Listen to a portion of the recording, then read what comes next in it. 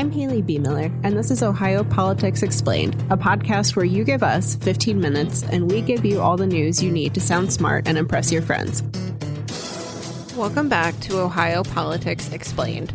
Today is all about Tuesday's election. We'll break down some of the most interesting local results across Ohio and what the national landscape may look like in 2026. Joining me today is Anthony Shoemaker.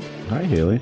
So, as we all know, there weren't any statewide issues on the November 4th ballot, but voters across the state cast ballots for mayoral races, city council, school levies, and more. And we ended up with a lot of interesting results. In Cincinnati, Mayor Aftab Purval defeated Vice President J.D. Vance's brother in his re-election bid. A Columbus progressive lost his race for city council against a more establishment Democrat, even though he won the actual district. Democrats also picked up some seats in suburban races. There were some interesting developments in Dayton and Youngstown, too. I'm going to let you take that one as our resident Dayton expert. Yeah, I mean, in Dayton, Democratic Mayor Jeffrey Bims, who has been in office for 4 years, he was the mayor who replaced Nan Whaley when she left and was on the school board for a long time, was defeated by fellow city commissioner Shanice Turner-Sloss. And in Dayton, you know, it's Democrat versus Democrat. It's very kind of a similar situation to New York City on a smaller scale, obviously, where you kind of have a Democratic Party establishment going up against a more grassroots Democratic machine. Shanice had, you know, a lot of young people behind her, neighborhood people behind her. And it's going to be interesting to see what she's able to do because the Democratic Party still has 3 of those 5 seats. And then Shanice and Commissioner Darryl Fairchild have 2. But they're all Democrats. They're just Democrats with different philosophies. Interesting. So what do you make of Ohio's local results overall? I know Democrats in the state were patting themselves on the back this week. Yeah, I mean, not much in what happened in Ohio tells me much about what's going to happen next year. I mean, Mayor Purval dominated down in Cincinnati. I think he got like more than 80% of the vote against J.D. Vance's half-brother. Cleveland Mayor Justin Bibb also got reelected. Mayor Bibb up there. And, you know, the one thing, too, statewide that I thought was interesting was the property tax issues. You know, we've heard all this talk about people are tired of property taxes and we want reform for property taxes, but voters came out and supported most of the property tax issues on the ballot. Yeah, I mean, there were a ton of levies for schools, mental health services, police. The Columbus Zoo had a levy. Most of them passed, as you alluded to, including 2/3 of school levies. I mean, did that surprise you, given all of this backlash against property taxes? It did surprise me a little bit because, you know, when we go out into the community or we're talking to, like, readers, people are always complaining about property taxes. My property taxes are too high. So I did kind of think that we might have more of a mixed bag or see more property tax issues fail. But, you know, the Columbus Zoo issue passed. We saw school levies pass.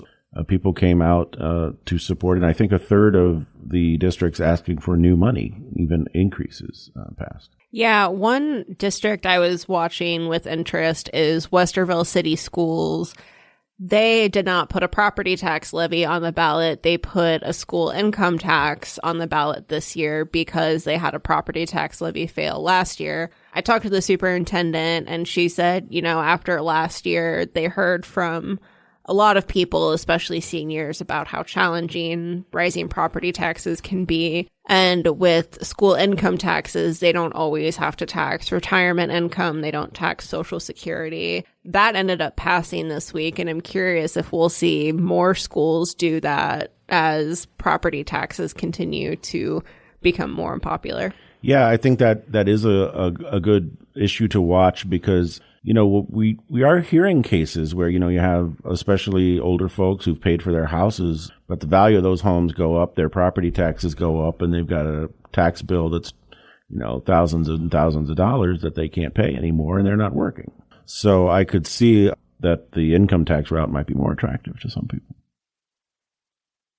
So you mentioned New York City, and that mayoral race, Democratic Socialist Zohran Mamdani beat former New York Governor Andrew Cuomo We also saw Democrats win some big races for governor in New Jersey and Virginia. And it really didn't take long for people to paint their own picture of these results and what they mean for Ohio in 2026. Yeah, I mean, this is kind of similar to Trump's first go-round. In 2017, Democrats had a good year. And then in 2018, when the midterms came along, there was a Democratic wave across the country. It didn't hit in Ohio necessarily, but, Nancy Pelosi became Speaker. They took the House. But the 2018 election was one of the closest in Ohio's recent history. We saw a split there with Sherrod Brown won the Senate race by, I think, 7 or so, and Mike DeWine won the governor race by less than 4. So it was tighter. So when Donald Trump is not on the ballot, it will be interesting to see if we see another tight race in Ohio. Yeah, I mean, as I mentioned, Democrats were feeling good this week, not just about their gains in local races, but about what they saw in other states. And, I think they're hoping that this backlash against the Trump administration will continue to grow. But you also saw Republicans pretty much instantly linking Democrats, including former Senator Sherrod Brown, to Mamdani. I think there's going to be a lot of messaging next year about how Democrats are aligning with socialists, essentially. Yeah, I mean, that's going to be the message, is the Democratic Party is moving in the socialist direction, the big S word that scares a lot of people. But, the New York race, you saw young turnout through the roof. They had more than 2 million voters, which is really high, show up. And, we all know that the cost of living in New York has gotten out of hand. And obviously New York is different than a lot of American cities. But some of those pocketbook issues that people in New York are dealing with are the same things young people around the country are dealing with and young people in Ohio are dealing with. Yeah, I asked Ohio Democratic Party Chair Kathleen Clyde this week if they see any lessons from the New York mayoral race in particular. And she said, Ohio and New York are very different places. I think suggesting that Ohio perhaps wouldn't put forward a candidate like Mamdani, but she said that affordability was a big issue in his race and is going to be a big issue that they hit home next year.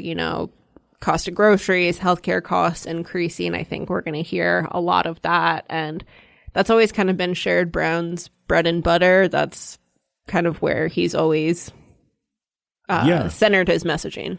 Well, and it kind of goes back, I know I'm old, but the 1992 Bill Clinton the message, it's the economy, stupid. And that still holds true. And it's it seems like Democrats lose when the conversation is on culture wars and some of the more divisive and distracting issues. And I think that if Democrats stay focused on the economy and focused on pocketbook issues, they'll probably have better results. And I think that's also why we heard Vivek Ramaswamy, the likely Republican nominee for governor, coming out saying this week, we got our butts kicked. Republicans got our butts kicked. He used a different word that I cannot say on here.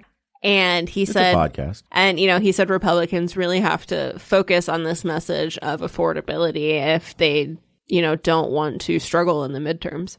Right. And, Donald Trump's voters show up when Donald Trump is on the ballot, and he's not on the ballot next year here in Ohio. I mean, Ohio is a red state. Don't get me wrong. But if Democrats ever were going to stand a chance, the off cycle of a Republican, unpopular, possibly Republican president is when they tend to do well. Like I said, they won the Senate race in 2018 in Ohio. We're close in the governor race. And then the last time you had a Republican president midterm election was 2006 with President Bush, and Democrats won almost all the statewide offices that year in Ohio. And one more thing before you go. In non-election news, Ohio Senator Bernie Moreno made headlines this week after he admitted to collecting the VIN numbers on Senate Democrats' cars. He said he did this to make a point about car affordability and safety, but Nevada Senator Jackie Rosen accused him of being creepy. That is the weirdest story of the week. The video is worth a watch.